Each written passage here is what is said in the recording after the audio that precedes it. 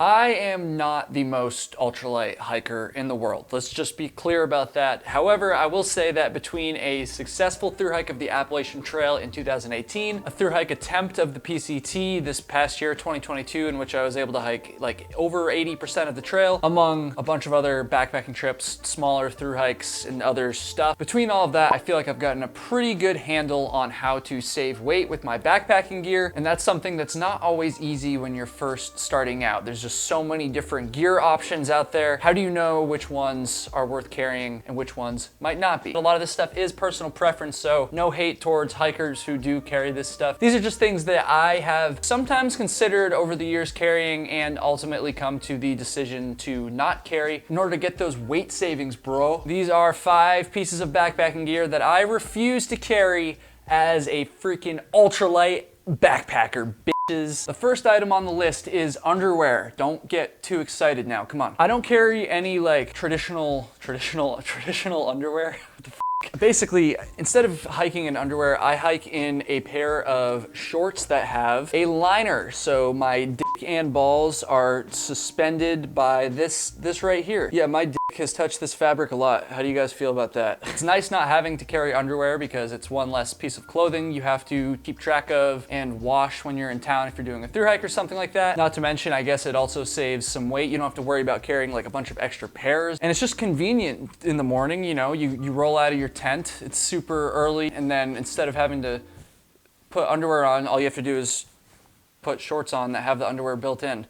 Is that the best selling point for this I can come up with? I don't know, it's always made things easier for me. I've never had the desire to actually wear underwear while I was hiking. If you have like a massive piece, then maybe this will be different for you. And then if you're a female, I'm not even gonna pretend like I know what advice to give you in regards to this. So I will say though, I do carry a pair of, I guess you could call this long underwear, or I call them tights, or like it's a base layer, a bottom base layer. And I don't ever hike in this. This is just for sleeping at night. So maybe this is, do you count this as underwear? I don't know. I don't really think of it as like normal underwear, but I guess technically it could be long underwear. So maybe everything I'm saying is a total lie. I don't carry underwear, dude. I'm too ultralight for underwear. And yes, if you're wondering, my crotch smells like complete shit. The next piece of backpacking gear that I refuse to carry as an ultralight hiker is a freestanding tent. And this one I had to evolve on, I'll be honest. I used to carry a freestanding tent. I used to carry the Big Agnes, not to be confused with the Big Ass. I used to carry the Big Agnes Fly Creek UL2 tent, which honestly at the time when it came out, wasn't a bad tent. It was actually one of the lightest tents on the market. And it was a good tent, don't get me wrong. I understand the benefits of freestanding tents. They're definitely a lot more sturdy. So if you're going out in like extreme wind and extreme like crazy weather, then you probably want a freestanding tent. Or if you're camping at a spot that you know has like those stupid ass like wooden platforms that like you're required to stay on, that's another circumstance where you might want a freestanding tent. So I'm not saying they're useless. However, these days, dude,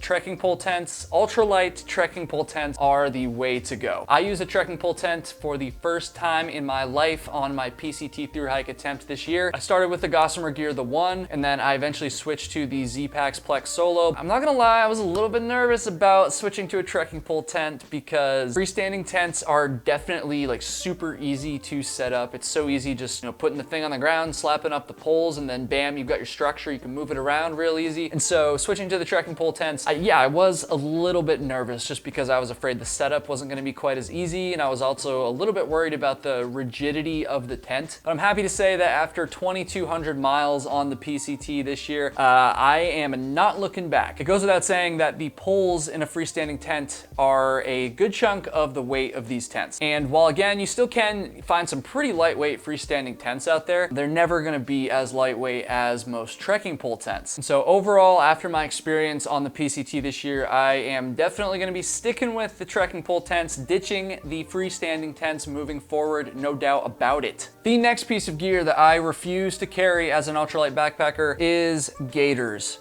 And I'm not gonna lie, this one is out of pure stubbornness at this point. When I was on my Appalachian Trail thru hike, I saw, you know, a handful of hikers here and there wearing gaiters. They weren't like uncommon, they weren't unheard of, but they weren't like super common. But then on the PCT this year, I'm pretty sure me and my hiking partner Flossie were the only people in the desert that weren't wearing gaiters. And we thought about it a little bit before we left for the PCT, and we were just like, like, we'll be fine. Like, we don't need gaiters. Ironically enough, Flossie actually wore gaiters on the AT and then didn't wear them on the PCT when he actually probably needed needed them. Sorry, Flossie. I should probably just speak for myself from this point forward. Yeah, I was like, no, I'm not gonna do the Gaiters. I could always pick them up if I want them, right? And I got out in the desert and I got in my shoes constantly. After the desert, like once you get into the Sierra and beyond, I was fine. I didn't really feel the need to have them. But when I was in the desert, I definitely wish I had Gaiters, and I refused to carry them because I was too ultralight, minimalist. I was like, I don't want to deal with it. And the further and further through the desert I got, the more tempted I was to get them. But then at that point, there was less miles left in the desert the further I got. And so the more I was willing to just be like, I'll just suck it up. But I would highly advise anyone who's going to be doing desert hiking going forward,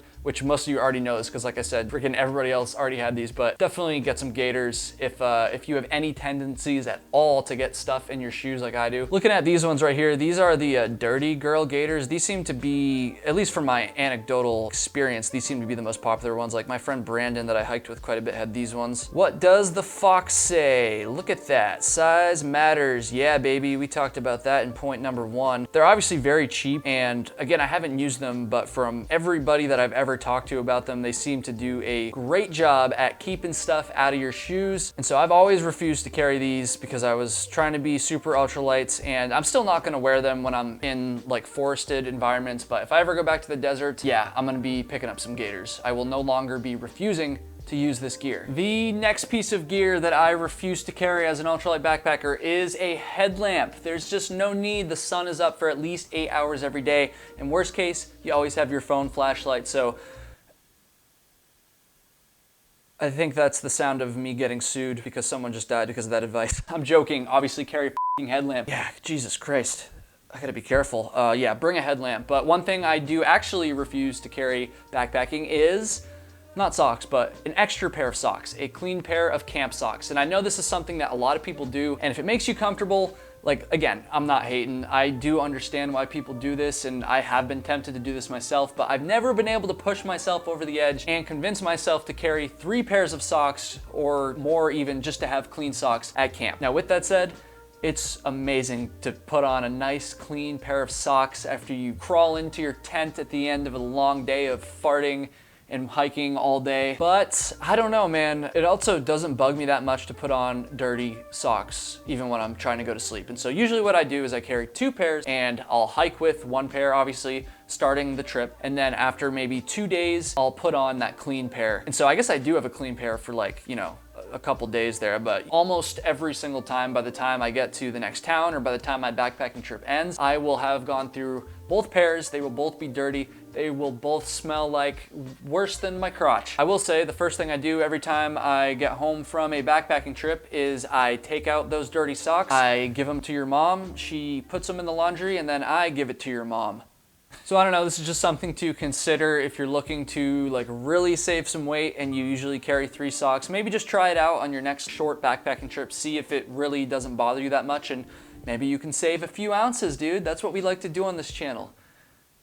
The next piece of gear that I refuse to carry because I'm an ultralight douchebag is a umbrella. And I want to be careful with this one because I feel like people who hike with umbrellas are kind of like people who hike with camp chairs, and that they get really, really defensive of their gear anytime somebody makes fun of it. However, there's definitely less people that hike with umbrellas than there are the people that hike with the camp chairs. Okay.